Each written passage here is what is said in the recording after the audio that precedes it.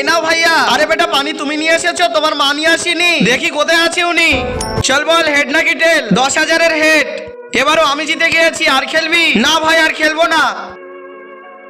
এই দেখ বেটা, আজকে পুরো আমি 20,000 টাকা জিতেছি। চলো আমার সঙ্গে, আমি তোমাকে অনেক শপিং করে দিব। কি শপিং? চলো তাড়াতাড়ি।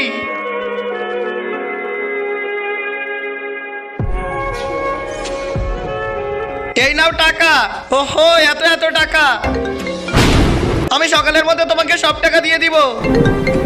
তুমি আমাকে মাত্র 2 দিন টাইম দাও, আমি তোমার সব টাকা ফিরিয়ে দিব। বাবা কি হয়েছে? বেটা যাদের কাছ থেকে আমি জুয়ায় টাকা জিতেছিলাম তার আমার কাছ থেকে টাকা যাচ্ছে, কারণ আমি এরপর সব টাকা হেরে গিয়েছি। এখন বুঝতে পারছি না আমি কি করব। দেখ বেটা, এত এত ফোন আসছে, আমি কি করব? থাক, এর ফোন তুলবো না।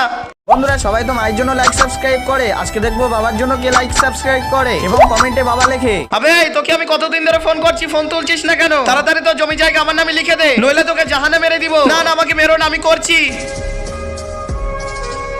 এই নাও, চলো ওঠো, বেরিয়ে যাও আমার ঘর থেকে। হ্যাঁ হ্যাঁ যাচ্ছি।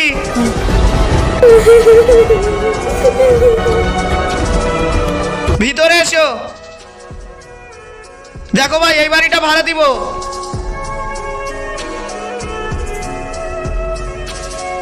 বাবা এই বাড়িতে কিভাবে থাকবো?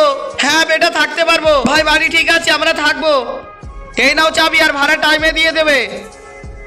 বন্ধুরা আমাদের কখনো জুয়ার ধারে পাশে যাওয়া একদমই উচিত নয়।